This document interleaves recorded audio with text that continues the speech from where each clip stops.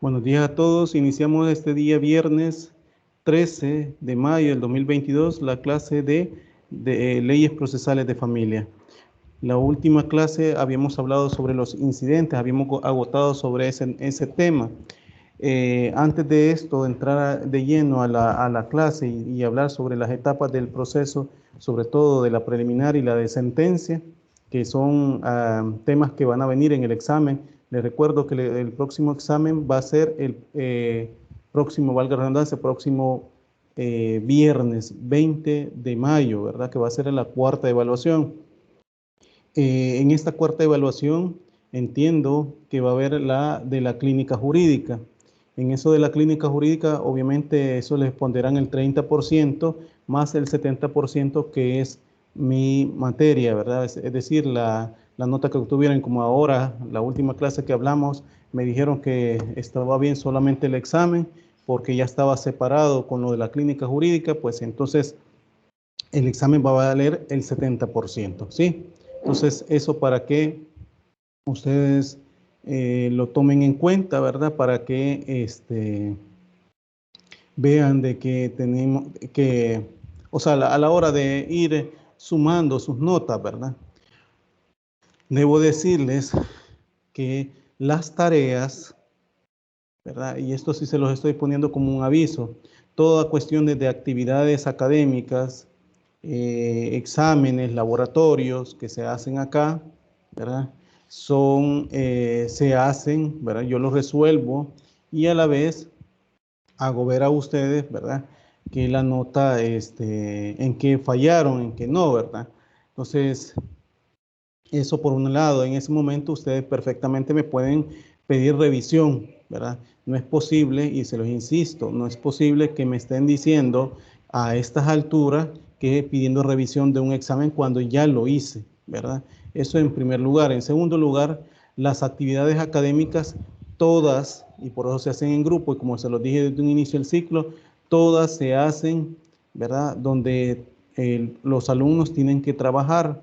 Si en el evento no trabajan los alumnos, eso se va a ver reflejado en los trabajos, ¿verdad? Ya sea porque los alumnos me lo consignan o en todo caso, a pesar que yo se los he pedido que me lo deben de consignar, ¿verdad? O en todo caso, he visto también, he corroborado también si esa situación pasa, ¿verdad?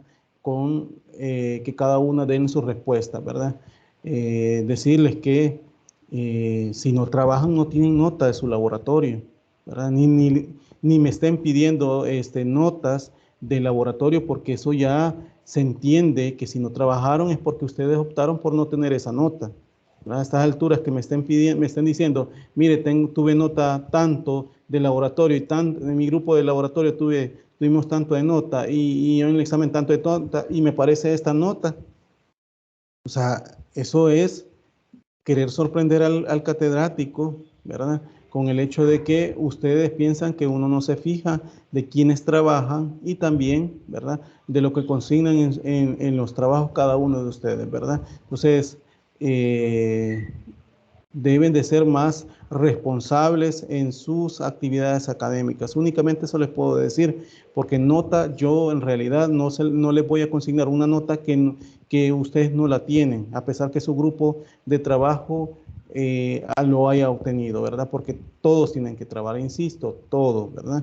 Entonces, eso nada más como aviso para darles eh, y hacerles ver. La otra cuestión, antes de todo, es que tienen que asistir a clase, ¿verdad? De hecho, me estaban informando porque yo paso reportes de asistencia de ustedes y me estaban diciendo de que ustedes pues obviamente tienen que asistir a clase, ¿verdad? Eso es necesario.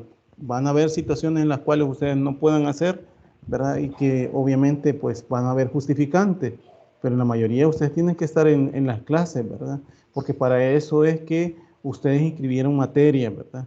Entonces, y también para que aprendan. O sea, no es aquí que yo solo voy a venir a la clase expositiva, ustedes quieren escuchar o no quieren escuchar la clase y ya estuvo, ¿verdad? Porque muchas deficiencias uno puede verificar en eso, porque aquí, como les digo, las clases, ahora sobre todo con esto de la pandemia que cambió, que ya no son presenciales, sino que virtuales, tienen que estar ustedes eh, en las mismas, ¿verdad? Haciendo sus actividades, porque aquí se pueden equivocar en las aulas.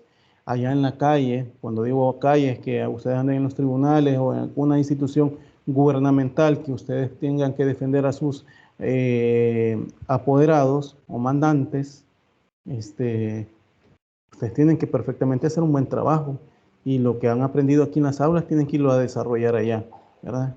Por eso es que les insisto, el, el, el, el hecho de pasar una materia o estudiar una materia no solamente es para pasarle, para obtener un título, sino también para que ustedes ese título que han adquirido, ¿verdad? Lo puedan ejercer de la mejor manera posible, ¿verdad? Eso, ponérselos ahí como un paréntesis, ¿verdad? Para ustedes.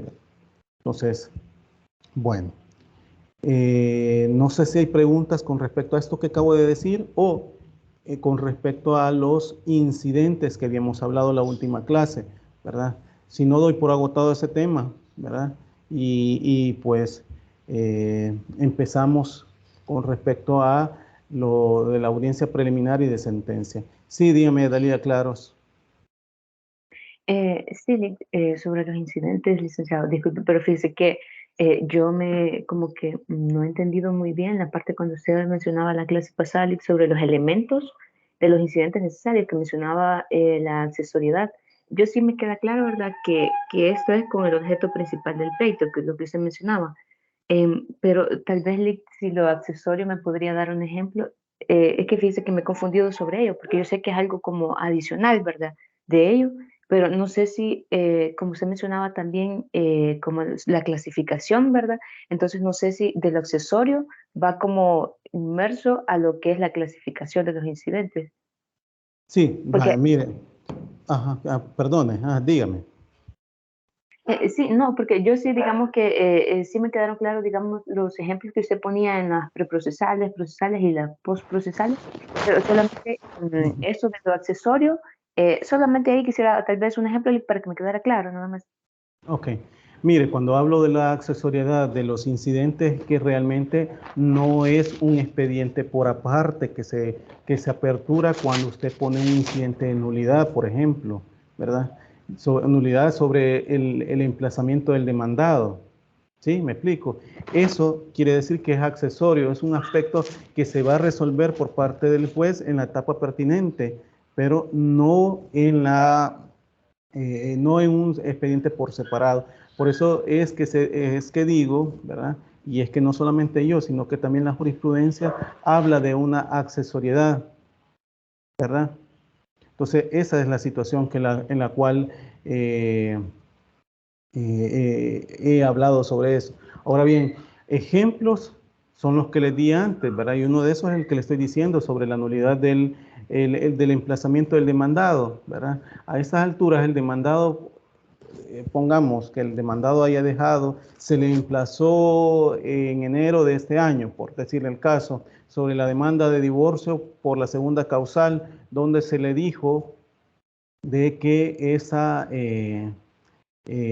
pues obviamente tenía que contestar la demanda dentro de los 15 días y por medio de abogado legalmente acreditado, ¿verdad? Si él no alega, ¿verdad?, ninguna justificación, algún incidente de nulidad en esa etapa, ¿verdad?, que imposibilitó, como por ejemplo lo que dice el 35 y 36 de la Ley Procesal de Familia, ¿verdad?, que las nulidades por esa anulabilidad, como habla en ese artículo, ¿verdad?, entonces, ni tampoco una justificante porque él no contestó la demanda en tiempo, el proceso sigue, ¿verdad? Sigue con la realización del examen previo, sigue con el señalamiento de audiencia preliminar y al final se celebra la audiencia de sentencia y se decreta el fallo, ¿verdad? Entonces, en esa etapa también, no obstante, las nulidades no tienen un tiempo para haberse establecido, ¿verdad?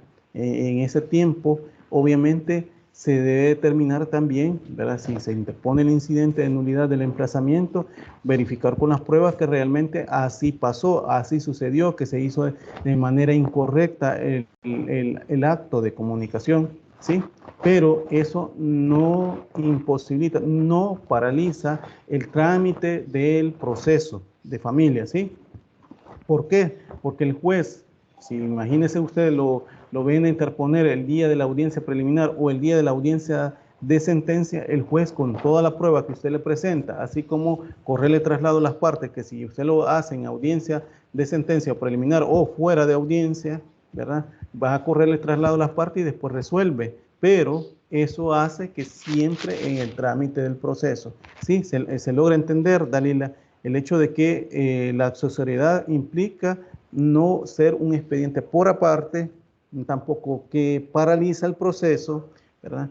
Hay situaciones, como les dije, como conforme a lo que dice el inciso segundo del artículo 58, siempre de la Ley Procesal de Familia, que hay incidentes que si paralizan, les dije yo, cuáles son, como por ejemplo la excusa o impedimento del juez sobre el conocimiento de un proceso, o en todo caso la recusación que se le haga a un juez, ¿verdad? Por parte de por alguna de las partes que integran el proceso, ¿sí? Entonces, en eso podemos verificar, ¿verdad? Que hay una situación que pueda, este, es necesario que haya una decisión por parte del Tribunal Superior en Grado, en este caso de Cámara, ¿verdad? Con respecto a lo que se le está alegando, que hay una causa que le imposibilita seguir conociendo el proceso de parte del juez, ¿verdad? Pero eso es así también la acumulación de procesos. ¿Se acuerdan cuando hablamos de la acumulación de procesos? También pueden haber situaciones, ¿verdad?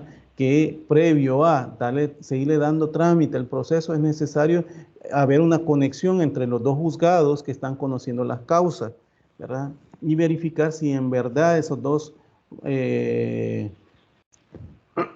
esos dos procesos que se están tramitando son acumulables, ¿verdad? Entonces, ahí sí, pero eso lo dice el 58. Pero cuando, vuelvo y repito, cuando hablo de la accesoriedad, es que implica que eso tiene que ser, ¿verdad? Es un aspecto que no va a paralizar el trámite del proceso, que va a ser resuelto por parte del juez en su momento debido, ¿verdad? Pero con las pruebas pertinentes, ¿verdad? Y eso es el trámite que se le va a dar, ¿verdad? Entonces, eso es lo que quiero que tomen en cuenta ustedes, ¿verdad? ¿Se logra entender, Dalila? Muy claro, gracias. Ok. Bueno, los demás, no sé si tienen preguntas con respecto a eso.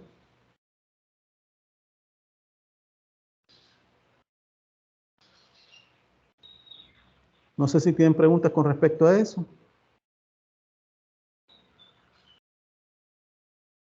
No, Lick. Ok. Entonces, siguiendo con el trámite de la clase, pues, sí, dígame, Dalila, claro. Sí, solamente aquí cuando usted mencionaba sobre los autos, ¿esto de qué manera se establecen? Autos. Los autos simples, artículo Ajá. 201. 201 del Código Procesal Civil y Mercantil, habla usted, que ahora habla ese código de autos simples, ¿de eso se refiere? Sí, Ok, no, es que le estaba diciendo que antes con la entrada en vigencia de la Ley Procesal de Familia, eh, hubo una situación que siempre se han entrelazado con el Código de Procedimientos Civiles, ¿verdad? Que es como era una materia, y sigue siendo una materia tronco, una materia que es de aplicación supletoria para todas las materias a nivel de general, ¿verdad? Entonces, el hecho era que en aquella época que entró en vigencia la Ley Procesal de Familia, ¿verdad?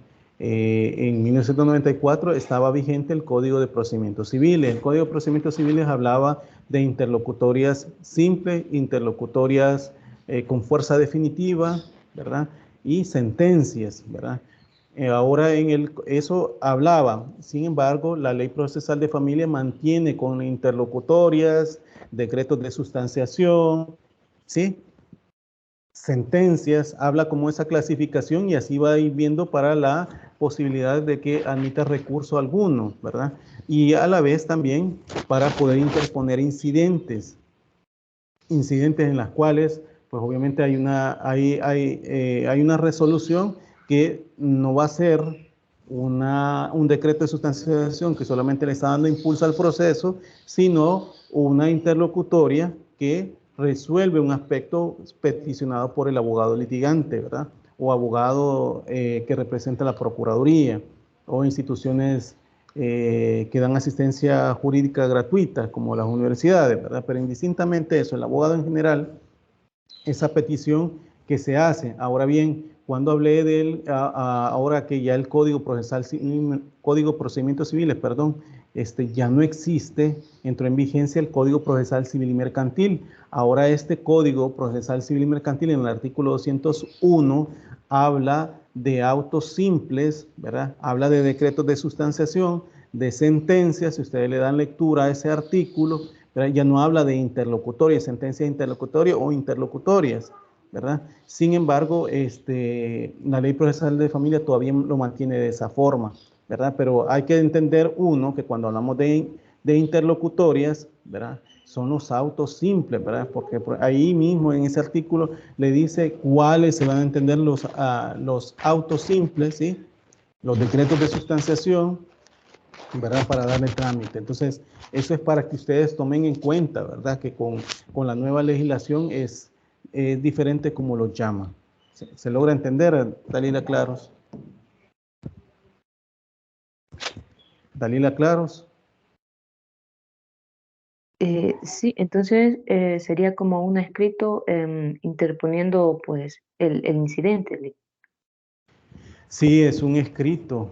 Es que es un escrito. Los incidentes se pueden poner de manera oral en audiencia preliminar o de sentencia, o en todo caso de manera escrita, ¿verdad? Eso va a ser elección de acuerdo a cómo la estrategia que utilice el abogado litigante para que pueda defender a su representado, ¿verdad? Pero en sí, hemos hablado que los incidentes, ¿verdad? Tienen un plazo y es hasta la audiencia preliminar. Van a haber excepciones en las cuales incluso pueden ser porque hay hechos nuevos que pueden pasar después de la audiencia preliminar, hayan situaciones tan necesarias como incluso yo oferté una prueba testimonial y era la única que tenía y el señor o señora falleció o está grave, sobre todo esto con el COVID que estamos, que le imposibilita llegar el día de la audiencia señalada, la audiencia de sentencia, y es necesario obviamente hacer un cambio de testigo, ¿sí? Entonces van a haber excepciones, ¿verdad? A la regla general, pero la regla general es que hasta la audiencia preliminar se ponen los incidentes, ¿sí? Entonces, la forma de interponer un incidente va a ser de forma escrita o oral, dependiendo cómo el abogado litigante lo elija y siempre y cuando sea su estrategia, obviamente porque los abogados eligen su estrategia de defensa frente a sus representados, ¿verdad? ¿Queda claro, Dalila Claros? Hoy sí, gracias. Ok. Bueno, si no hay más preguntas, iniciamos ahora con lo de o continuamos, ¿verdad? Con el desarrollo de la audiencia de sentencia, perdón, de las audiencias, que diga, preliminar y sentencia. Antes de todo, debo decirle que una vez presentada la demanda, ¿verdad? El juez o jueza de familia resuelve sobre su admisibilidad dentro de un término de 5 días, ¿se acuerdan? Como se los dije. Y si lleva todos los requisitos que la ley exige, la admitirá y ordenará el emplazamiento. Eso para que lo tomen en cuenta, esto antes del desarrollo de las audiencias preliminar y obviamente de sentencia. Y como les dije en su momento, cuando hablamos de los requisitos que se reúnen los de fondo y de forma, ¿va? Si notar el juez o jueza de familia que la demanda carece de algunos requisitos exigidos, ¿verdad? El juez dirá cuáles requisitos faltan y ordenarán al demandante, ¿verdad? Que lo subsane dentro de los 3 días siguientes a la notificación de la resolución. Esto pues en donde se ordenará la referida subsanación. Si no lo hace, obviamente se declarará inadmisible la demanda o en todo caso, aquí hay la posibilidad también que incluso el juez o jueza de familia pueda declarar la improponibilidad de la demanda, esto conforme al 277 del Código Procesal Civil y Mercantil, que es de aplicación supletoria, así como la improcedencia. ¿Se acuerda que habíamos hablado que la Ley Procesal de Familia lo establece en el artículo 45? Cuando el caso se declara inadmisible, ¿verdad?, queda el derecho a salvo que podrá plantearse la demanda o en todo caso la solicitud nuevamente en cualquier tiempo por, ¿verdad?, el supuesto dentro de los márgenes de la caducidad de la acción, ¿verdad? Porque hay aspectos en los cuales caducan, como por ejemplo la unión no matrimonial, que establece 3 años para interponerla después de que ha acaecido la ruptura, ya sea por separación o por muerte, ya sea por la impugnación de reconocimiento voluntario de paternidad, ¿sí? Así como también la impugnación de paternidad por el Ministerio de Ley, etcétera, ¿verdad? Esto lo estoy tomando en cuenta, trayendo colación de lo que ya hablamos, ¿verdad? Pero es necesario para que démosle continuidad, ¿verdad? Porque esto, para que ustedes vayan viendo las etapas del proceso, ¿verdad? Debo de insistir que la demanda solo podrá modificarse antes de la contestación de la demanda. Y si después de contestada surge algún hecho nuevo que afecte el derecho invocado, este podrá alegarse en la audiencia. Y esto lo establece el artículo 43 de la Ley Procesal de Familia. Esto lo digo ¿por qué? Porque cuando vimos los requisitos de la demanda, ¿verdad?, también les dije que se podía modificar en un momento dado, ¿verdad? Y la Ley Procesal de Familia establece que es hasta antes de la contestación de la demanda, ¿verdad?, que se pueda ver. Obviamente en el Código Procesal Civil Mercantil hay una diferencia en el sentido que ahí dice que no puede variarse, ¿verdad?, después de contestada la demanda no puede variarse o modificarse bajo concepto alguno, ¿verdad?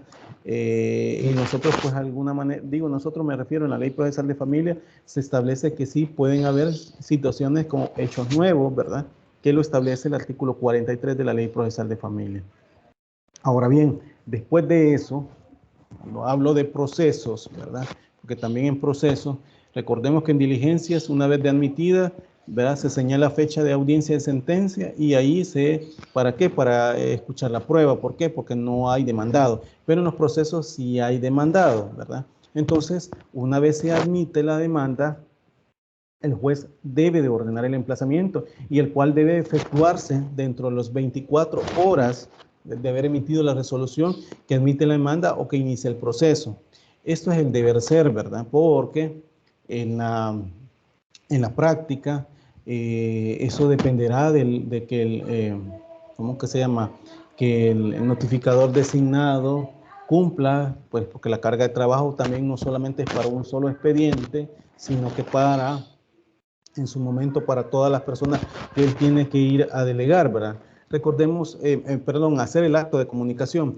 Recordemos también que en la práctica, ¿verdad?, cuando se trata de mandado ausente, se realiza por edicto y mediante un aviso que se publicará 3 veces en un diario de mayor circulación por un intervalo, dice la ley, de 5 días entre cada una de las publicaciones. Eso lo establece el artículo 34, inciso 4 de la Ley Procesal de Familia.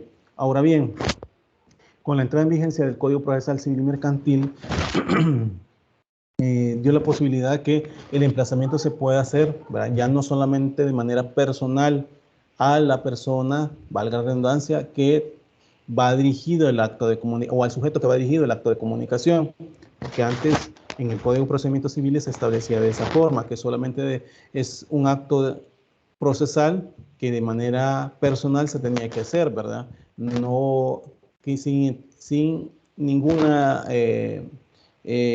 intervención de algún otro sujeto, ¿va?, que pueda no tener, pueda ser o no parte dentro del proceso, ¿sí?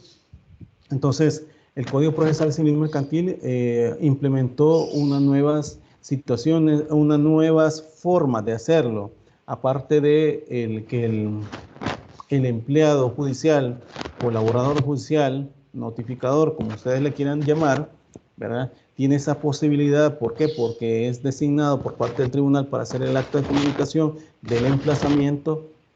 Con el nuevo Código Procesal Civil y Mercantil designó que puede hacerse apoderado, puede hacerse por notario, ¿verdad?, ese acto de comunicación, y a la vez también por medio de edicto, ¿verdad?, que se puede establecer. Obviamente, si le damos lectura al 184 y siguientes, 184, 185, 186 de la ley del Código Procesal Civil Mercantil, podemos ver esas situaciones que incluso hasta la forma cuando una persona es esquiva, es decir, que no quiere recibir el acto de comunicación y el juez cómo tiene que hacer para realizar el acto y darle trámite al proceso, ¿sí? Entonces, porque hay situaciones en las cuales una persona es esquiva, que no la quiere recibir en la casa, ¿verdad? Ahora, hoy en día, y eso lo establece el 177 del Código Procesal Civil y Mercantil, habla la posibilidad de que pueda hacerse el acto de comunicación, ¿verdad? Dejando un aviso en el lugar donde se encontraba, ya no como lo establecía el 210 del Código de Procedimientos Civiles, que se dejaban por debajo de la puerta o pegado enfrente de la puerta para que el demandado lo viera, ¿verdad? Pero indistintamente eso, le traigo a colisión tanto para lo de la admisión, la ordenación del emplazamiento, ¿sí? Es porque tengo de hablarles sobre la contestación de la demanda, aunque no obstante, cuando he estado hablando de los incidentes, les he estado dando situaciones que también dentro de la contestación de la demanda pueden perfectamente contestar, pueden introducirse, ¿verdad? Debo decirles que el emplazado, ¿verdad? O sea, el demandado deberá contestar la demanda dentro del plazo de 15 días contado a partir de la notificación, dice la ley. Sin embargo, bajo jurisprudencia se dijo, e incluso con el Código Procesal Civil y Mercantil, cuando habla desde cuándo debemos de tomar en cuenta los plazos para la contestación de la demanda, se dijo que es un día posterior al haberse realizado el acto de comunicación.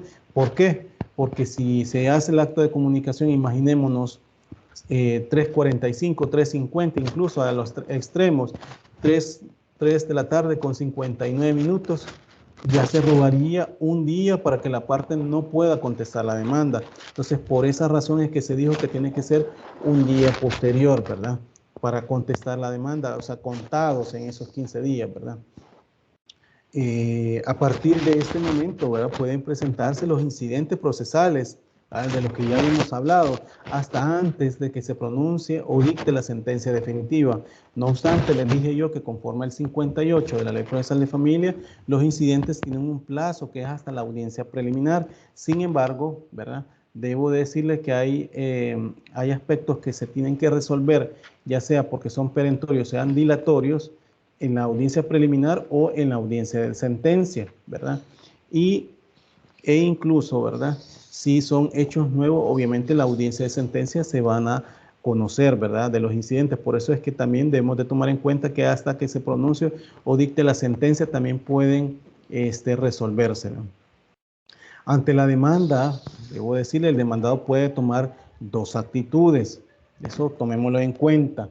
Uno, que no conteste la demanda, deje pasar el tiempo y no le importe, ¿sí? Y dos, que conteste la demanda. En el primer caso, es decir, cuando no contesta la demanda, ¿verdad? En el proceso civil se dicta la declaratoria de rebeldía a petición de la parte contraria. Pero en materia de familia no existe la declaratoria de rebeldía ni el acuse de rebeldía por disposición expresa en la ley que lo ha expresado el artículo 92 de la Ley Procesal de Familia, ¿verdad?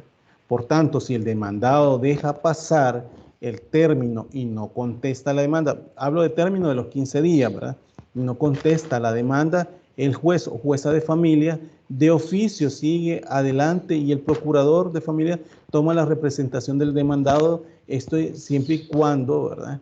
Estemos hablando que es de domicilio ignorado, ¿verdad? Porque si es de domicilio conocido, perfectamente puede presentarlo el procurador, pero en la práctica no se le da de una manera directa porque el demandado puede ser perfectamente el día de la audiencia comparecer con un abogado legalmente acreditado para el día de la celebración de la audiencia preliminar o de sentencia. Entonces, por eso es que siempre se deja así, ¿verdad? A menos de que no llega, se le da la asunción, ¿verdad? Como lo dice el 112 de la Ley Procesal de Familia, de su representación, ¿verdad? Al procurador de familia adscrito, que este procurador de familia adscrito, el juzgado, procurador o procuradora, ¿va?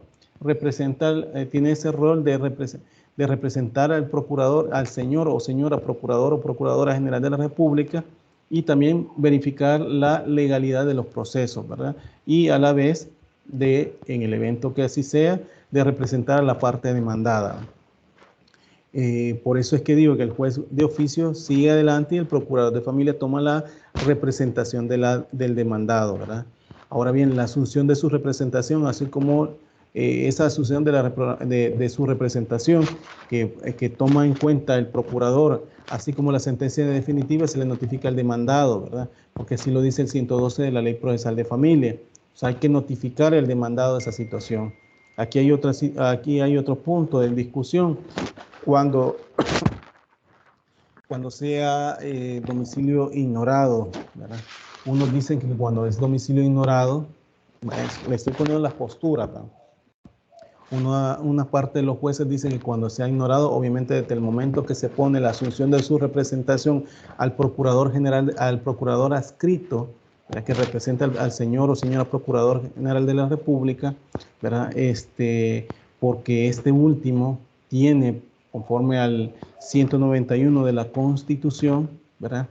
En el Romano II, la representación del demandado. Entonces, por un momento dado puede perfectamente verificar si apela o no de la demanda, porque el demandado no existe, no está, ¿verdad?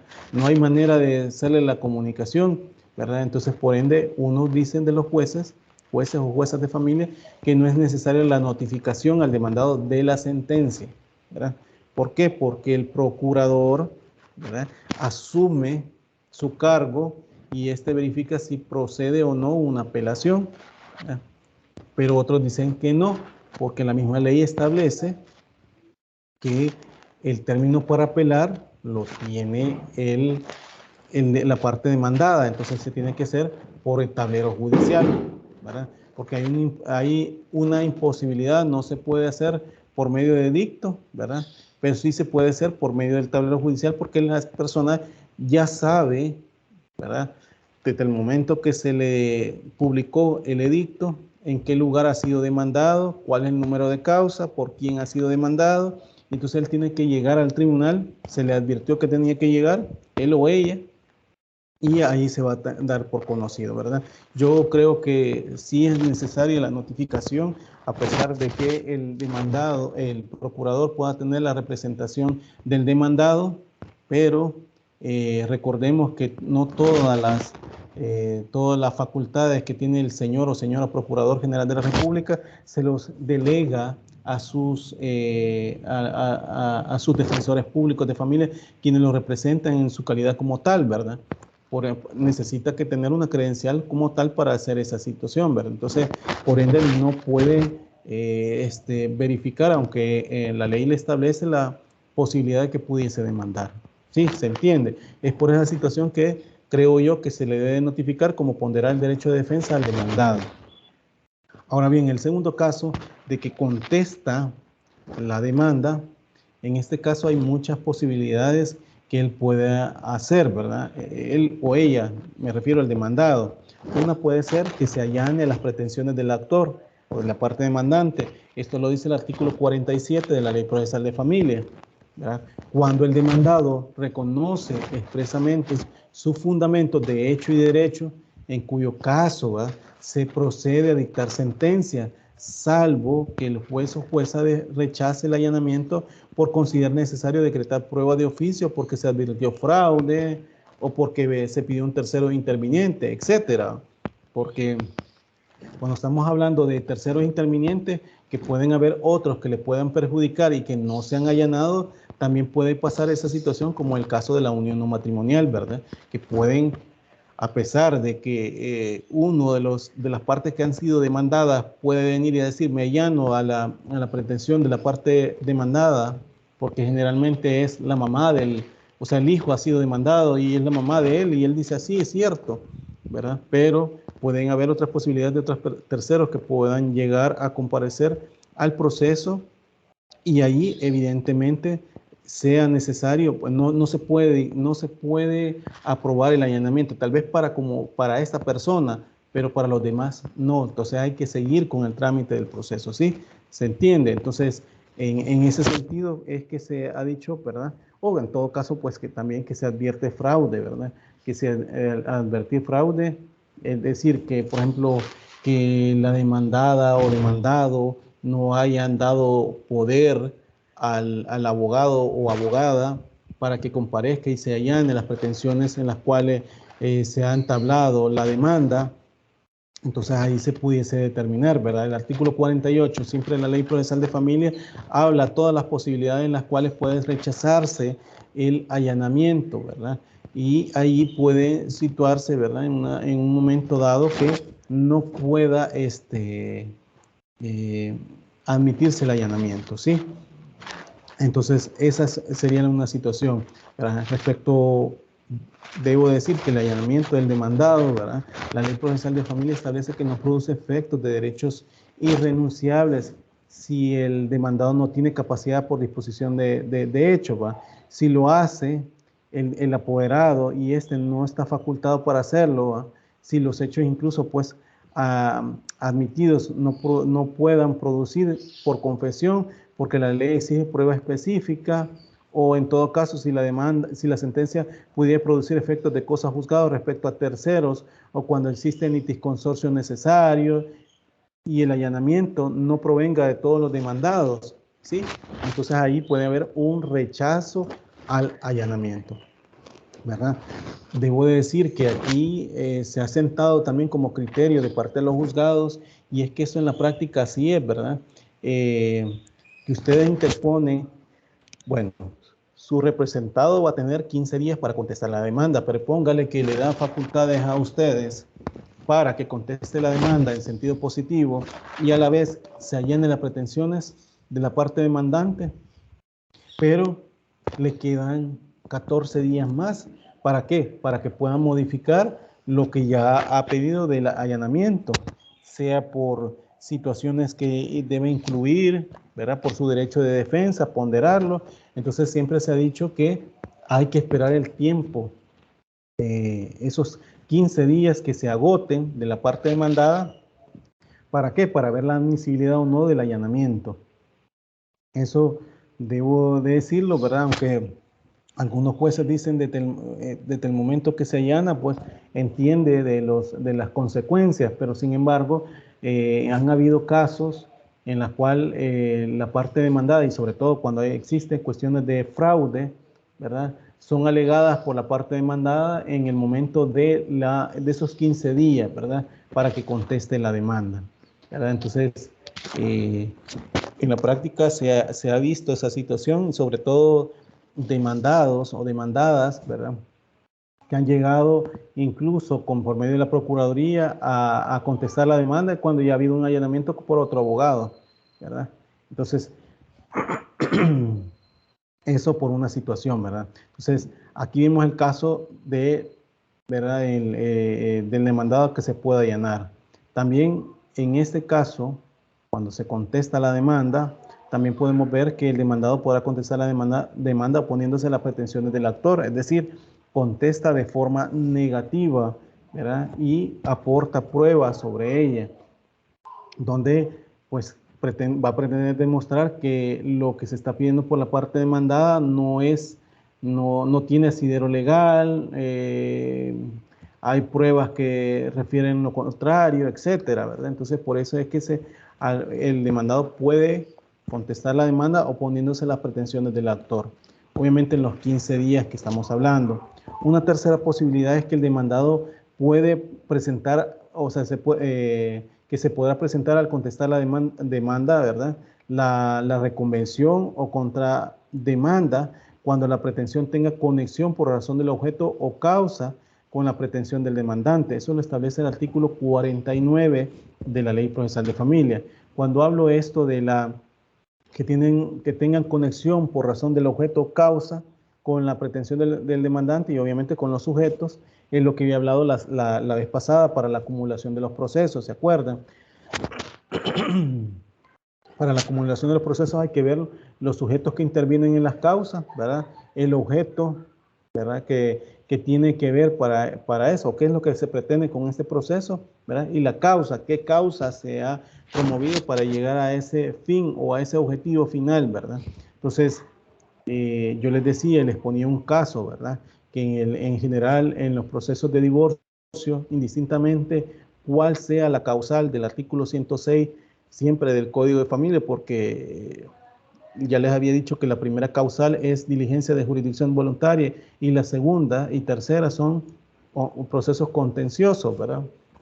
Entonces, indistintamente de eso, el juez tiene que resolver sobre las pretensiones conexas, ¿verdad? Siempre y cuando se haya planteado el divorcio, ¿verdad? Hay unas pretensiones conexas al divorcio. ¿Cuáles son las conexas y por qué se dice que son conexas? En primer lugar, se dice que son conexas porque estas pretensiones van, ¿verdad?, como consecuencia de la principal.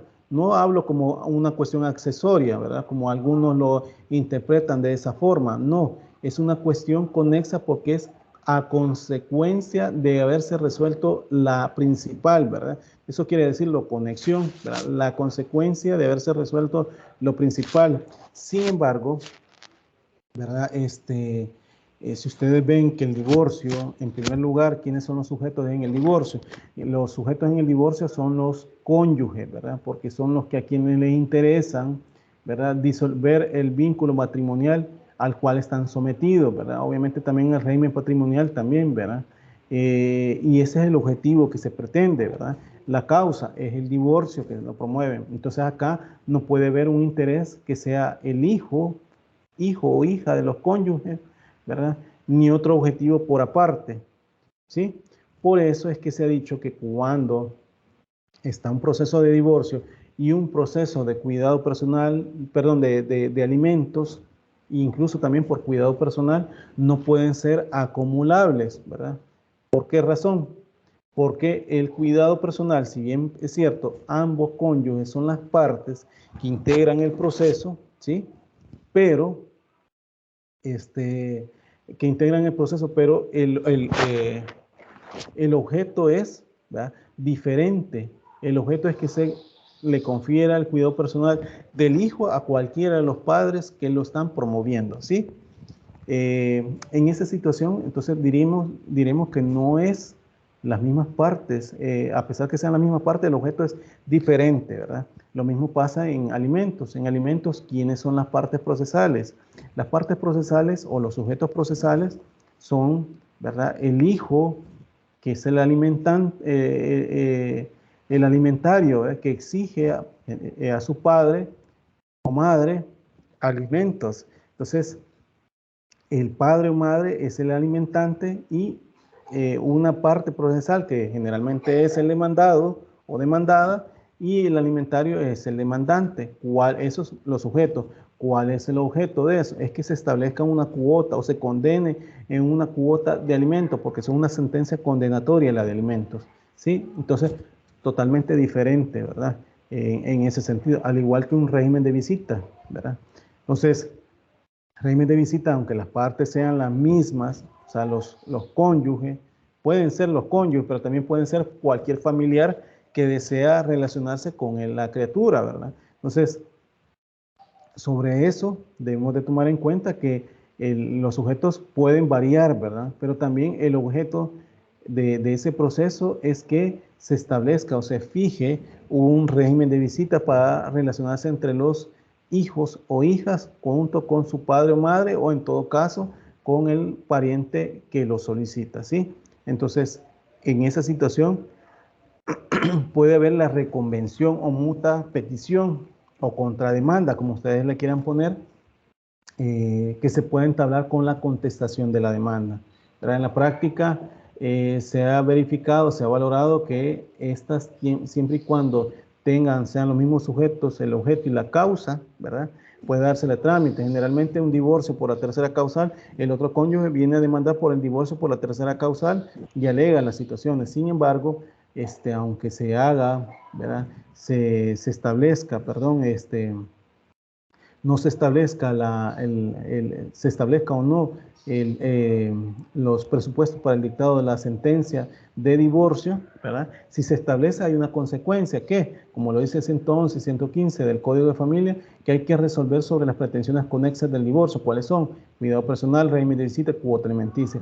Pero si esto no se demuestra, esta pretensión principal, ¿verdad?, los presupuestos por los cuales se llevaron, es ilógico que se esté resolviendo sobre las pretensiones conexas, porque ya no hay una consecuencia de haberse dictado la sentencia, como lo dice el 111 y 115. Entonces, eso hay que tomarlo en cuenta también. Una cuarta posibilidad que puede determinar a partir de el demandado contesta la demanda, puede haber, ¿verdad? Que puede también presentar excepciones dilatorias o perentorias. Eso lo establece el artículo 50 de la Ley Procesal de Familia. ¿Se acuerdan cuando se los dije a ustedes, verdad? Que a pesar de que yo, como juez, admití una demanda, ¿verdad? Por domicilio ignorado, por decir que es el común de domicilio ignorado, la admití y le di los trámites para verificar para verificar por medio de trabajador social o trabajadora social, por medio de migración, por medio del RNPN, para verificar las direcciones que tiene el demandado o demandada. Pero si de eso me percato que yo no soy no tengo competencia para conocer, porque el domicilio del demandado es, imaginémonos, que hayan promovido la demanda en San Miguel y el domicilio del demandado o demandada sea San Salvador, ¿verdad? Yo ahora no me puedo declarar incompetente porque ya admití, ya prorrogué la competencia. ¿Se acuerda cuando hablamos de eso? Sin embargo, también puedo poner la excepción dilatoria, ¿verdad?, de incompetencia en razón del territorio, y se los hablé en aquel momento, porque, ¿verdad?, el demandado al momento de contestar la demanda puede ponerla.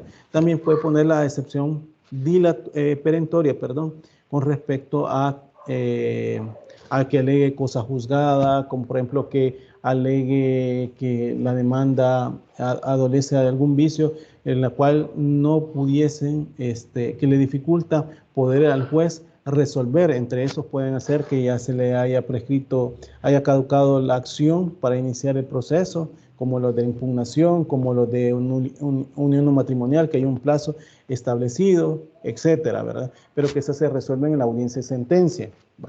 Eso para ponerlo. Esto lo estoy atrayendo a colación, pero eso ya lo hablamos en su momento, ¿verdad?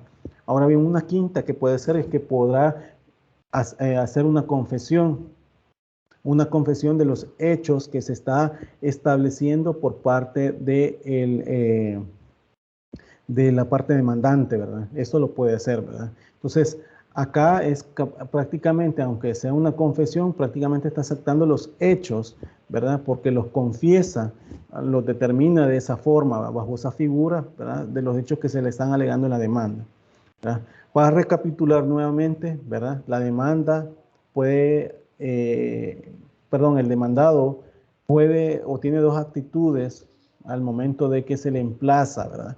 Recordemos, uno es que contesta la demanda y dos es que no contesta la demanda. Esas son las dos únicas posibilidades que pueda tener en la parte demandada después de que habérsele hecho el emplazamiento. Pero también el demandado, al momento de contestar la demanda, puede, ¿verdad? Y eso se los he agrupado en 5 supuestos. Uno, que se puede allanar a las pretensiones del actor, y esto lo establece el artículo 47 de la Ley Procesal de Familia. 2, que el demandado puede contestar la demanda oponiéndose a la pretensión del actor o de la parte demandante. Esto implica que aporta prueba, ¿verdad?, la refuta lo que se está diciendo, contestan de manera negativa, ¿sí? ¿Verdad? 3, que el demandado puede presentar al contestar la demanda la reconvención o contrademanda o muta petición, como le decía el Código de Procedimientos Civiles, ¿verdad?, cuando tenga conexión por razón del objeto o causa con la pretensión del demandante, ¿verdad? Eso lo establece el artículo 49 de la Ley Procesal de Familia. También una cuarta puede ser que puede también presentar excepciones, ya sea dilatorias o perentorias. Eso lo establece el artículo 50 de la Ley Procesal de Familia. Y una quinta y última es que puede confesar, ¿verdad?, el demandado a la hora de contestar la demanda, ¿verdad? Ahora bien, una o todas estas que he mencionado como actitudes pueden asumir el demandado para ejercer su defensa, aplicando obviamente el principio de igualdad de las partes, ¿verdad? Además, se exige al demandado o demandada que al contestar la demanda ofrezca la prueba y la determine claramente. Ese ofrecimiento de prueba determinando el objeto de la misma, ¿verdad?, la finalidad, objeto y finalidad de la misma, así como la singularidad, lo establece el artículo bueno, los artículos 44 de la Ley Procesal de Familia y a la vez 310 y 317 del Código Procesal Civil y Mercantil, ¿verdad? Entonces, eso para que vean ustedes de la contestación de la demanda, ¿verdad? Ahora bien, cuando hablamos del examen previo, ¿cuándo es que se hace el examen previo? Esto se hace que una vez vencido el plazo para contestar la demanda, es decir, después de los 15 días, ¿verdad?, que hubiese sido contestada o no por el demandado o demandante, ¿verdad? Perdón, demandado o demandada, que diga, el juez o jueza de familia, dentro de los 3 días siguientes, o sea, haberse agotado los 15 días, ¿verdad?, deberá hacer un estudio minucioso de toda la documentación que hasta el momento forma parte del expediente. Sea esta la demanda, su contestación y demás documentos presentados. Y esto con el objeto de verificar que todo lo actuado esté conforme a la ley, ¿verdad? Y de poder enmendar y precaver, ¿verdad?, errores, ¿verdad?, que hubiese cometido en el transcurso del proceso, porque recordemos que somos humanos y el juez puede errar en su momento, ¿verdad? El juez con su equipo de trabajo puede errar en su momento en alguna situación que probablemente ni se fijó, ¿verdad?, por la dimensión de carga de trabajo. Pero esto, este análisis jurídico de lo que se está en ese momento constituye el expediente que se denomina examen previo y del cual se deja constancia en acta, y eso lo establece el artículo 98 de la Ley Procesal de Familia. Debo de decir que aunque se establezca bueno, que para algunos jueces en su momento decían que el examen previo debía de hacerse en acta o en resolución, pero en ambos momentos, ya sea que se haga en resolución, sea sentencia interlocutoria, sea en todo caso, acta, que en la misma se podría tomar como interlocutoria, ¿verdad? Se decía que no se tenía que notificar a la parte, pero todo acto judicial que es emitido por parte del juez, según la Ley Procesal de Familia y según los artículos de la revocatoria, y de apelación pueden admitir, ¿verdad? Esto le estoy hablando conforme al 150, 151 y 153 de la Ley Procesal de Familia, pueden admitir este recurso, siempre y cuando se demuestre el agravio que el cual le pueda perjudicar, ¿verdad?, o le pueda incidir a esto, ¿verdad? Entonces, por ende es que se debe de notificar a las partes, ¿verdad? Porque el artículo 98 lo que dice es que usted, como juez o jueza de familia, tiene que analizar todo el proceso, ¿verdad?, ya sea con la parte demandante, como llegó, su pretensión, sus pruebas, ¿verdad?, sus excepciones, si las puso, perdón, las excepciones al parte demandada, si la puso, ¿verdad?, las excepciones, si contestó en sentido positivo, si se allanó, si confesó, etcétera. Todo eso lo consigna en el examen previo el juez. ¿Por qué? Porque eso va a implicar que va a resolver sobre sobre la forma como han contestado a la demanda. Ahora bien, el examen previo es una medida tendiente a revisar, debo decirlo así, ¿verdad?, y a precaver los vicios de que puede adolecer el proceso y por lo tanto pretende prevenir cualquier anormalidad que impida la realización o materialización correcta de los fines del proceso de familia. En esto el juez incluso se puede dar cuenta de que el examen previo, el emplazamiento se hizo de manera incorrecta, que la medida cautelar que se haya dictado desde la emisión de la demanda no fue oportuna, o en todo caso si fue oportuna, decirle dando más plazo, porque recordemos que las medidas cautelares se dan en un plazo definido, ¿verdad? No es para toda la vida, etcétera. Toda esa situación la puede tomar en cuenta, ¿verdad? Ahora bien, si el juez o jueza de familia se percata en el examen previo que la contestación de la demanda se han interpuesto excepciones que por alguna naturaleza de la prueba que requiere, estas no pueden practicarse en audiencia, ordenará en el mismo la recepción de la probanza mediante la utilización de reglas de la prueba anticipada, ¿verdad? Y eso lo establece los artículos 54 y 98, inciso segundo de la Ley Procesal de Familia, ¿verdad? Van a haber situaciones en las cuales el juez, ¿verdad?, ahí las advierte y ahí puede determinarlo, ¿verdad? Debo decirlo que este artículo 98 menciona que se debe de determinar, señalar una fecha para la audiencia preliminar, ¿verdad? Y que esa no tiene que ser, ese 98 es en relación al 36, siempre de la Ley Procesal de Familia, no deben de estar en un plazo que no exceda, bueno, que no sea, dice la ley, que no sea menor a 10 días ni mayor a 30 días, ¿verdad? Así lo dice, so pena de nulidad, ¿verdad? Eso lo dice el 36. Entonces el juez o jueza de familia tiene que señalarlo en ese tiempo. Ustedes me dirán, en la práctica hay muchos procesos de familia y en los juzgados de familia donde no hay espacio para celebrar una audiencia preliminar. ¿Por qué? Porque hay muchos casos que se han promovido y que por ende dificulta que el juzgador tenga un espacio en ese término, ¿verdad? Y sobre todo algunos jueces le ponen, ¿verdad?, que se señala esta fecha en virtud de la saturación del calendario de audiencias, le ponen ahí, ¿verdad? Pero eso no puede ser. La ley establece un plazo, ¿verdad?, que tenga que en su momento el juez o jueza de familia estar saturado, pero que después de eso vuelve a la normalidad, pues tiene que ser, ¿verdad? Porque la ley dice que es incluso so pena de nulidad en esos términos, ¿verdad? O sea, no tienen que excederse en esos términos que estamos. Entonces, eso para tomarlo en cuenta en esa situación, ¿verdad? Y que perfectamente puede establecerse, puede determinarse. Ahora bien,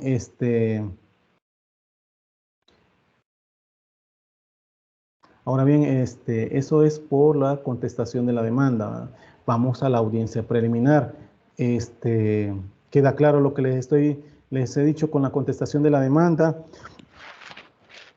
con el examen previo, ¿verdad? Sí, ¿Queda claro lo que le estoy diciendo? ¿Hola? Sí, muchas gracias. Bueno, entonces, ok, sí, dígame, Dalila Claros. Sí, no, Lick, solo me llama la atención del momento tal vez no en sí del emplazamiento, ¿verdad? Sino que cuando, digamos, el demandado no contesta la demanda. Lick, porque no sé si habrá pasado en algún caso que digamos que el demandado nunca le llegó la notificación. Y como en eso no se puede como mandar como por rebeldía, como decía, ¿verdad? Que aquí en familia no procede, sino que de oficio se sigue el proceso. Entonces, Lick, si el demandado nunca se da cuenta de ello, ¿qué procede? ¿O nunca ha sucedido un caso así? Como le expliqué antes, Dalila, ahí puede proceder la nulidad del emplazamiento, ¿verdad?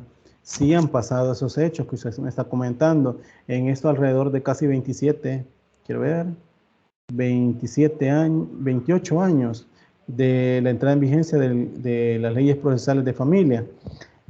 Han pasado esos hechos. ¿Y eso qué ha pasado? Usted tiene que poner el incidente de nulidad, ¿verdad? De emplazamiento, obviamente determinando, ¿verdad?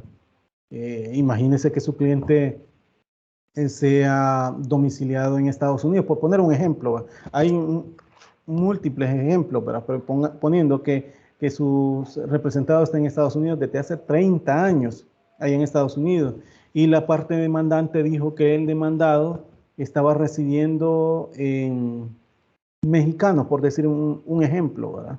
En mexicano, se interpuso en San Salvador y que él reside en Mexicanos. El juez de San Salvador admitió la demanda, ¿verdad? Le dio trámite, porque para él reunió los requisitos del 42, le dio trámite, ordenó su emplazamiento y se auxilió por medio de un juez de paz de allá de mexicano, indistintamente sea el primero o segundo de paz de mexicanos, ¿verdad? Para que realice o diligencie el acto de comunicación, ¿verdad? Imaginémonos que este juez de paz lo diligencia por medio del colaborador, notificador o citador, como ustedes quieren llamarle, comisionado por parte del juez para que realice el acto de comunicación, pero según la ley, según lo que dice el 177, usted tiene que percatarse que la persona resida en el lugar, ¿verdad?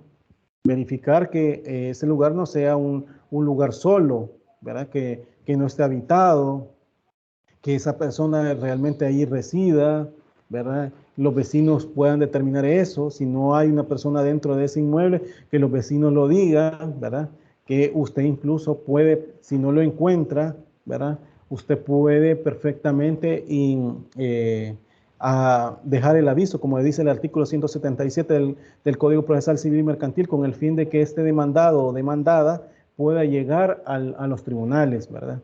Ahora bien, después de esa situación, que la persona comisionada no se percata ni pregunta si en verdad el demandado está viviendo ahí y sigue haciendo el acto de comunicación, como lo decía el artículo 210 del Código de Procedimiento Civil, es decir, que deja la demanda debajo de la puerta de esa casa donde la encuentra, ¿verdad? Y de ahí pues le sigue el trámite, el proceso, el juez o jueza de familia.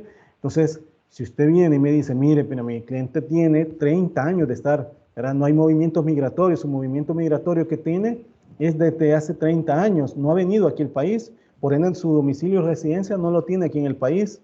Ese acto de comunicación tampoco fue determinado por parte de la persona comisionada para que lo realice, para que verifique si en verdad esa casa, ahí residía el demandado. A la vez, no se percató que esa casa estaba sola y que esa casa está sola por mucho tiempo, etcétera. Y toda esa situación usted me lo comprueba, ¿verdad? Por medio de prueba, sea documental o testimonial, ¿verdad? Y si usted me lo prueba, obviamente yo voy a declarar la nulidad de ese emplazamiento. Ahí pongo yo el incidente de nulidad, el que estamos hablando, ¿verdad? Claro. ¿Para qué? Para que retrotraer el proceso, porque si ya estamos en la audiencia de sentencia, ya no hay posibilidad que el demandado pueda aportar prueba, porque así lo dice el 44 de la Ley Procesal de Familia. Entonces, con el hecho de poner el incidente de nulidad, es con el fin de retrotraer el proceso a que vuelva nuevamente a la etapa de la admisión de la demanda y ordenación de ordenación del emplazamiento, y que se haga al demandado. ¿Para qué? Para que el demandado conteste la demanda. ¿Se logra entender, Dalila Claros? Sí, gracias. Ok. Dígame, José López. Yo sería más con referencia al nombre. Yo conocí un caso, la verdad que no le di continuidad, pero sí, refiriéndose a lo que usted está hablando, de un error de nombre. Él se llamaba José Manuel González y le mandaron un emplazamiento y se lo pusieron debajo de la puerta.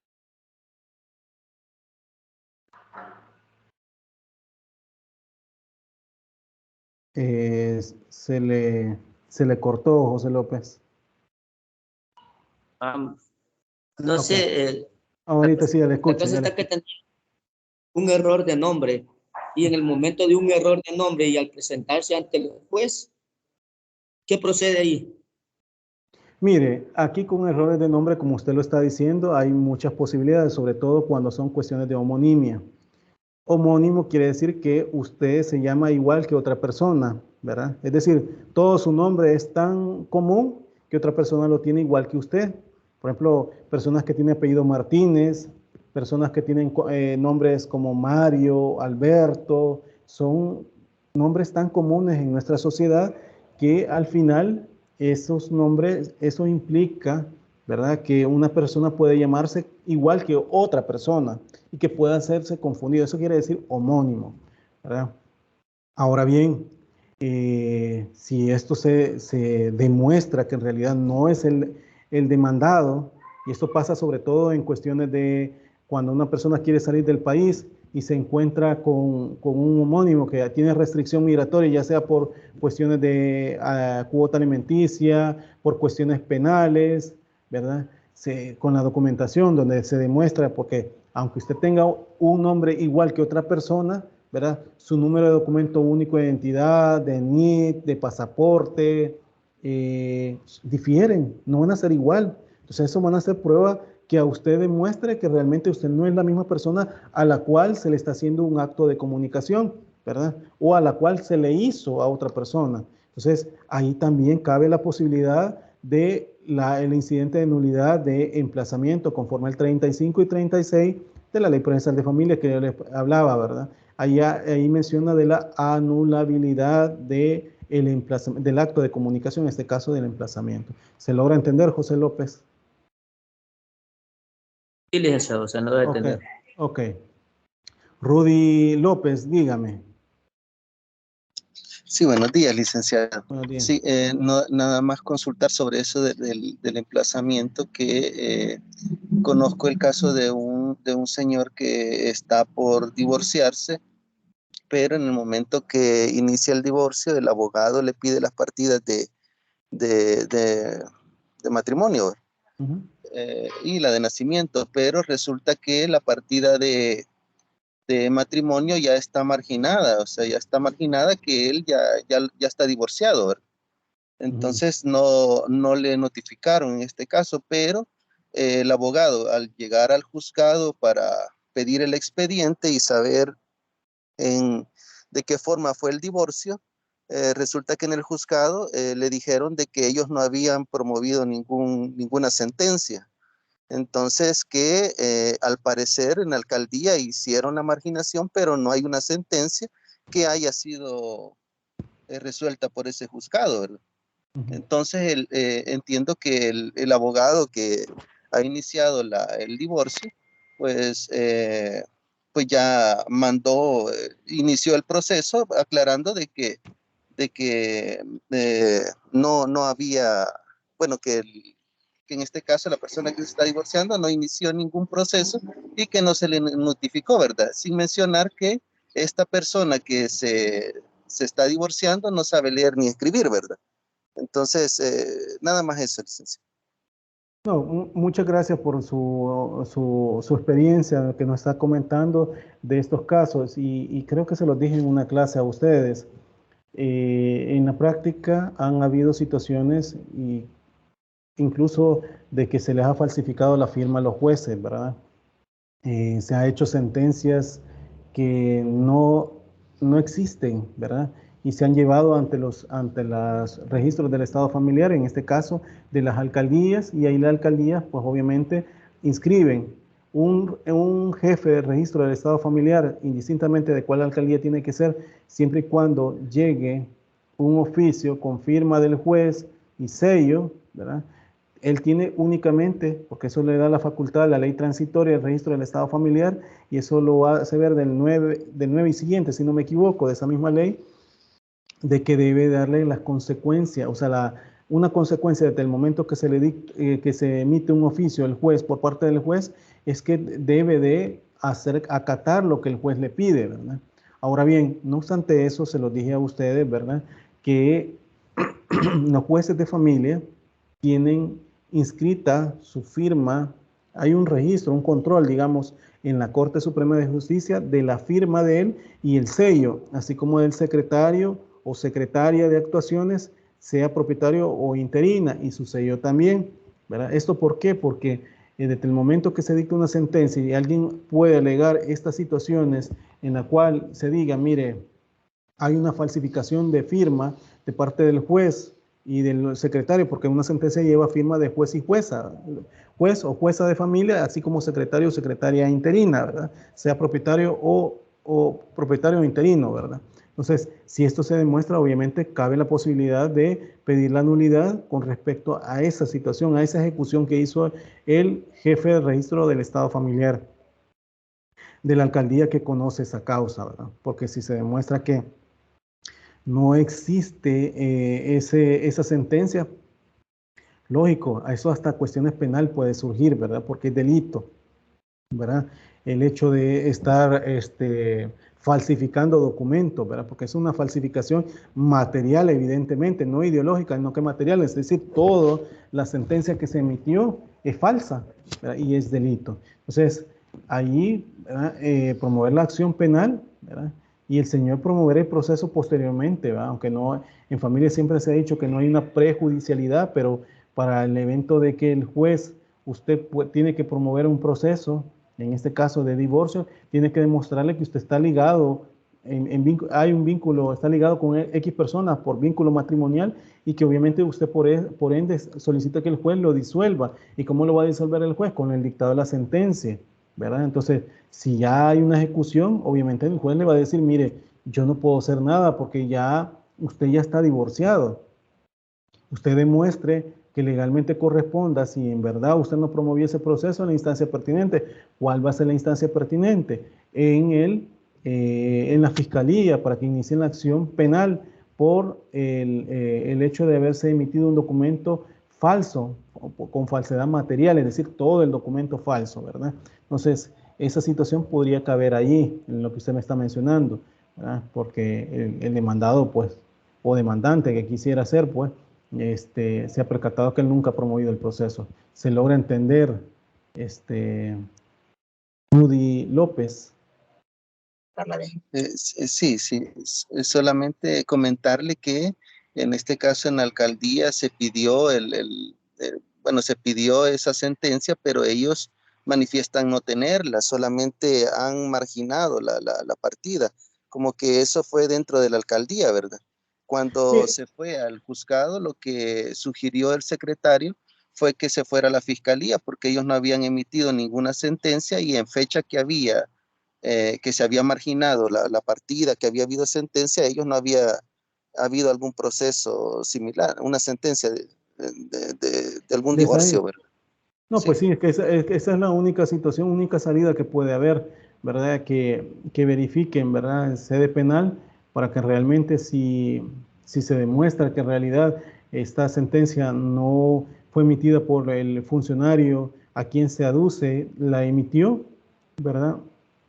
Pueden sancionar penalmente a la persona, buscar a la persona que hizo eso, promover el proceso y a la vez también promover el proceso de nulidad con respecto a esa marginación, digamos, y consecuentemente de la partida de matrimonio, ¿verdad? De divorcio, perdón, que se inscribió por parte del registrador. Decirles que el registrador del Estado familiar tiene responsabilidad de todo lo que emite. Sin embargo, ellos tienen que tener también, ¿verdad?, un legajo de anexo de todas las actuaciones que hacen. En la práctica, los registradores son tan cómodos y es que en la práctica se dan y sobre todo que esas plazas son políticas, a pesar de que la ley transitoria dice que el registrador del Estado familiar debe de ser abogado, ¿verdad? Abogado y notario, porque así lo dice, ¿verdad? Debe de serlo para que ejerza ese cargo. En la práctica, ustedes van a ver algunos registradores del Estado familiar a nivel de todas las 262 alcaldías a nivel nacional que hay, más de algunas hay ingenieros, ¿verdad? O que no son abogados. Y que así, ¿verdad? El alcalde ¿cómo se llama? Ha nombrado al registrador del Estado familiar y eso implica que esa persona no es idónea para ejercer el cargo y que a la vez cometa estos errores que usted me está comentando, ¿verdad? Porque, ¿verdad?, otra persona lo sorprendió y obviamente hizo creer que esa era una sentencia y firmó esa ejecución de sentencia, ¿sí? Me explico. Entonces, pero todo eso hay que verificarlo, en sede penal, ¿verdad? Ante la fiscalía que promuevan el proceso y pues obviamente que inicien la acción penal en contra del responsable, ¿verdad? Directamente. En su momento les comenté yo a ustedes la vez pasada que en Soyapango se dieron estos hechos, sobre todo después de los acuerdos de paz, donde se estuvieron falsificando firmas de funcionarios, sobre todo de jueces de familia de Soyapango, los que ejercieron en ese momento, y se hacían subsidiarios de nacimiento. ¿Para qué? Para llevárselos a niños, ¿verdad? Y eso implicaba incluso pues trata de personas, ¿verdad? Entonces, se logró encontrar, esto le estoy hablando ya hace años, ¿verdad? Estamos hablando por allá por el 95, 97, por ahí así, donde se logró determinar que era una banda que lo estaba haciendo y que era de trata de personas, ¿verdad? Y entonces, ahí, pues, perfectamente fueron sancionadas las personas y, pues, siguieron las nulidades de esos reconocimientos. Así como también han habido, ¿verdad?, personas que se hacen pasar como notarios, emiten escrituras públicas, casan personas y al final son nulidades de matrimonio, ¿verdad? ¿Por qué? Porque no es el funcionario respectivo que se ha emitido, etcétera, ¿verdad? Entonces, también en esa época recuerdo que hubo mucha gente que, sobre todo una persona que andaba haciendo eso, ¿verdad? Pero bueno, esa es una situación que sale de los procesos de familia, pero que se pueden ventilar previo a la interposición de una demanda, ¿verdad? Y que obviamente determinarse como tal, ¿verdad? ¿Se logra entender, Rudy López? Sí, sí, está bien, licenciado. Solo una última consulta. En el caso del abogado que ya interpuso ya inició la demanda, eh, bueno, el proceso entiendo que se tendría que suspender, ¿verdad? Porque antes tienen que averiguar qué sucedió, ¿verdad? Entonces la pregunta está, ¿el proceso es competencia del juzgado detenerlo o mandarlo a fiscalía? O porque lo que a él interesa es divorciarse, ¿verdad? Sí, Entonces, lo que pasa que mire, vuelvo a lo mismo que le dije antes. El juez tiene que tener, el juez de familia tiene que tener una partida de matrimonio, ¿verdad? Que esté inscrita a favor del señor que quiere disolver, ¿verdad? Del cónyuge que pretenden disolverlo. ¿Con qué? Con la promoción del proceso. Si no lo hay, ustedes tienen que promover previo a interponer el proceso de divorcio la nulidad de ese acto, de esa inscripción de partida de nacimiento, de la marginación que le hacen a la partida de matrimonio que se ordena la cancelación, así como de la partida de divorcio, ¿verdad? Y posteriormente iniciar el proceso de divorcio. Sí, me explico. Pero el juez de familia que a usted le está presentando un divorcio no puede seguir el proceso. En ese caso sería inadmisible, ¿verdad? Pero, sin embargo, le va a quedar expedito a usted el derecho que lo promueva nuevamente para una vez haya solventado esa situación. ¿Se logra comprender? No es una cuestión de suspensión o que el juez tenga que hacerlo de esa forma, ¿verdad? Para solventarlo, resolverlo. ¿Se logra comprender? sí, sí, entiendo que lo van a prevenir y hay que solicitar la nulidad, ¿verdad? Exactamente. Del documento. Pero Ah, bueno, eso va a ser proceso por aparte. No va a ser en el claro, proceso de divorcio, ¿verdad? claro. Bueno, Muchas gracias, licenciado. Gracias. bueno, ok. Bueno, siguiendo con otro aspecto, pues como lo que estamos hablando sobre la audiencia preliminar, inmediatamente después de realizado el examen previo, el juez o jueza de familia emitirá resolución señalando fecha y hora para la celebración de la audiencia preliminar, como les dije, ¿verdad? Esto conforme al 36, ¿verdad? En los plazos de no menor de 10 días ni mayor de 30 días, ¿verdad? Que establece la Ley Procesal de Familia, ese artículo 36. Es decir, que la citación deberá hacerse en un término no mayor, ¿verdad? Como les digo, no mayor de 30 días ni menor de 10 días, en razón de la necesidad de otorgar, ¿verdad?, a las partes un término prudencial para que recojan las pruebas que presentarán en la audiencia. La Ley Procesal de Familia regula en forma detallada el desarrollo de la audiencia preliminar y determina que el inicio de la audiencia se efectúa la conciliación a la cual deberá asistir a las partes personalmente porque el conflicto pertenece a estas propiamente tal y a ellos corresponde la responsabilidad de resolverlo, ¿verdad? Y esto lo dice el artículo 100 y 101 de la Ley Procesal de Familia, es decir, que deben de llegar las partes a ese señalamiento de audiencia. No obstante a eso, van a haber situaciones en las cuales las partes no puedan llegar, por ejemplo, que están domiciliadas en otro país, que estén enfermas, ¿verdad?, etcétera, que pueden haber que le imposibilite, entonces que ahí obviamente se desarrolle la audiencia siempre con su apoderado, porque obviamente el apoderado lo representa, es decir, el abogado, ¿verdad?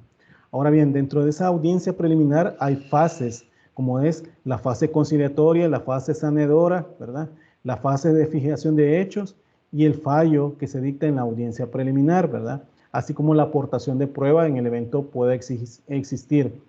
En el caso de la fase conciliatoria, una vez constatada, perdón, la presencia de las partes, se procede a declarar abierta la audiencia y se dará inicio a la etapa conciliatoria. ¿Para qué? Para que las partes en conflicto lleguen a un avenimiento sobre la situación disputada, o sea, lo que se está solicitando por la parte demandante y que la demandada parte demandada puede ser que esté de acuerdo o no sobre ella. Ahora, el juez o jueza de familia, en este caso, tiene la facultad de proponer a las partes fórmulas de arreglo. Es decir, el juez o jueza de familia va a llegar y le va a decir, miren, esta situación se puede solventar de manera amistosa entre ustedes, que no necesariamente requieran que yo como juez se lo resuelva, sino que ustedes lo pueden hacer. ¿Por qué? Porque puede ser que yo al momento de resolvérselo, ¿verdad?, voy a hacer amparándome a la prueba, no hacía lo que ustedes se comprometen a hacer, ¿me explico? Entonces, es con ese fin que también en esta fase conciliatoria las partes lleguen a hacerlo, ¿va? Si se llega a un arreglo en los hechos y solo se trata de aplicar la ley, el juez fallará y si fuera posible dictará sentencia en la misma audiencia. Eso lo dice el artículo 110 de la Ley Procesal de Familia. Ahora bien, si no llega a un acuerdo, puede pedir una nueva audiencia para conciliar y eso lo establece tanto el artículo 103, ¿verdad? Y el 84 de la Ley Procesal de Familia, ¿verdad? Eso puede ser en la práctica, los jueces, si la audiencia preliminar no llega a un acuerdo, la tiene por agotada, ¿verdad? Intentada y agotada, ¿verdad? Intentada y no lograda y a la vez agotada, ¿verdad? Pero no obstante eso, en la audiencia preliminar, ¿verdad? Señala una nueva fecha de audiencia de sentencia, perdón, y ahí perfectamente puede conciliar las partes, ¿verdad? Ahora bien, si no se concilia o la conciliación es parcial, el proceso continuará respecto a los puntos no conciliados y deberán procederse al saneamiento del proceso. Es decir, eso lo establece el artículo 107, es decir, si alguna de las partes en algún punto llegan a acuerdo en los otros y un punto no, y que por ende todo llega como consecuencia, como el aspecto del cuidado personal, régimen de visita y cuota alimenticia, que lleva una concadena, ¿verdad? Para con ello, o concatenado, que diga. Ahí puede perfectamente poner, ¿verdad? Que está de acuerdo en el cuidado personal, pero no está de acuerdo en la cuota alimenticia, por decir el caso, ¿verdad? Pero eso se valora, se consigna ahí en el acta de la audiencia preliminar, pero se valora en la etapa pertinente por parte del juez en la audiencia de sentencia a la hora de dictar su fallo, ¿verdad? Ahora bien, también existe una fase sanadora en la audiencia preliminar. El juez o jueza de familia, en primer lugar, constata que existen todos los presupuestos procesales, como por ejemplo la competencia, la capacidad de ser parte, ¿verdad? En esta fase, al igual que la conciliación, tiene lugar en la audiencia preliminar y solo se desarrollará en casos de no haber logrado una conciliación total. Porque si hay una conciliación total, las demás fases no se desarrollan. ¿Por qué? Porque si ya se ha resuelto todo sobre esa situación, se va para el fallo, ¿verdad? Pero si no, ¿verdad? Se va a la fase sanadora. Entonces acá tiene, como les digo, esta fase, al igual que la conciliación, tiene un lugar en la audiencia preliminar y solo se desarrolla en caso de no haber logrado una conciliación total, procediéndose a resolver los incidentes, recibiendo para ello prueba pertinente, y esto lo establece el artículo 106, inciso primero, siempre de la Ley Procesal de Familia. Ahora bien, una vez decidida los incidentes, los incidentes que se plantearon, pues, el juez o jueza de familia decretará las medidas tendientes a sanear los vicios que hubieran dentro del proceso o bien prevenirlos, así como también corregir los errores y omisiones de derechos, integrar el consorcio necesario si en el caso fuera eso y lograr las adecuaciones del trámite procesal. Todo ello con la finalidad de evitar que el proceso termine con una sentencia inhibitoria y prevenir el fraude procesal. Eso lo establece siempre el artículo 107 de la Ley Procesal de Familia, ¿verdad? Eso para que ustedes lo lean y que eso de esa forma dice que se debe ser desarrollada esa fase sanadora, ¿verdad? En la audiencia preliminar. También la fase de fijación de los hechos. Posterior a esa fase sanadora, de decretar incluso medidas sanadoras si las hubiera, ¿verdad? El juez debe proceder a la fijación de los hechos alegados por cada una de las partes y para tal objeto se les oirá al respecto para conocer a aquellos en los que estuvieran de acuerdo, o sea, escuchar a las partes, ¿verdad? En cuáles estén de acuerdo, cuáles no, pues en el evento que no haya contestado la demanda, ¿verdad? Pero aquí hay un espacio donde la parte demandada puede ser escuchada, pues logrando consecuentemente puntualizar los puntos a que se disienten, ¿verdad? Y el juez en esta fase tiene la facultad, si lo considera necesario, de requerir a las partes para que lo puntualicen en el evento que se haya admitido la demanda y esté oscuro en ese aspecto. Obviamente aclarando, rectificando cuando sea preciso los puntos controvertidos y desde luego sin alterar lo sustancial de la demanda y de la contestación de la demanda, ¿verdad? Dentro de esta fase, ¿verdad? Tiene lugar un momento procesal de valiosa importancia, como lo es la admisión o rechazo de los medios de prueba ofrecidos por las partes, ya sean en la demanda o en la contestación de la demanda, inclusive en la misma audiencia preliminar. Y tal admisibilidad o rechazo dependerá de la pertinencia y utilidad de los medios de prueba ofrecidos. Pues digamos, el caso de tales, el juez deberá admitirlo o rechazarlo y debiendo el juez, ¿verdad?, ordenar de oficio las pruebas que considere necesarias. Eso lo establece el artículo 109 de la Ley Procesal de Familia. En esa fase de fijación de los hechos está la ordenación de la prueba, ¿verdad? También podemos ver que una vez concluida la audiencia preliminar, el juez fija fecha y hora para la celebración de la audiencia de sentencia, debiendo ordenar la citación de los testigos, especialistas, procuradores de familia y peritos si fuera necesario hacerlo en la audiencia de sentencia. Y este señalamiento surte efectos, ¿verdad?, de notificación y citación para las partes, ¿verdad? Eso lo establece el artículo 113 de la Ley Procesal de Familia. Ahora bien, el fallo en audiencia preliminar, ¿verdad?, debo decirlo que este fallo en la audiencia preliminar solo es procedente cuando las partes están de acuerdo en todos los hechos y se trata solamente de aplicar la ley al objeto del proceso, o bien que las pruebas presentadas en la audiencia fuesen concluyentes y plenas, ¿verdad? Es decir, que sean lo suficientemente constitutivas de probanzas que llevan a la certeza y seguridad al juez o jueza de familia para fallar con seguridad y acierto. Y en este caso, el juez o jueza de familia, si fuera posible, dictará la sentencia, ¿verdad?, que la audiencia preliminar, en caso contrario de los 5 días, puede hacerlo, así no puede dictarla ahí, ¿verdad? Entonces, en ese es el desarrollo de la audiencia preliminar. Por lo que veo que ahorita ya son las 8 de la mañana, vamos a continuar el otro día, el otro lunes, con el desarrollo de la audiencia de sentencia, y aquí tengo por agotada, ¿verdad?, la unidad 3, que se refiere a esto de la audiencia, el desarrollo de la audiencia preliminar y de sentencia. Espero que se logre entender lo que voy diciendo, ¿verdad? Que ustedes pues vayan escuchando. Si en el evento queda una duda, pues me la pueden hacer en este momento si creen conveniente, o lo platicamos en la siguiente clase, que sería el próximo lunes, ¿verdad? O en todo caso, ¿verdad?, escuchan el video que es de esta clase, porque yo siempre lo subo en la plataforma y ustedes perfectamente pueden verificarlo, ¿verdad? ¿Para qué? Para que lleguen y solventen esa situación, ¿verdad? Bueno, si no hay ninguna pregunta, nos quedamos hasta acá. Los veo la próxima semana, ¿verdad? Recordarle que el examen final va a ser para el próximo viernes. Perdón, me decía Flores Joya. Buenos días. Buenos días. La actividad que vamos a hacer para esta unidad 3 del avance de grupo. Se ve que ustedes no vienen a clase o no escuchan las clases o en todo caso no escuchan los audios. Eso pregunté la clase del lunes pasado.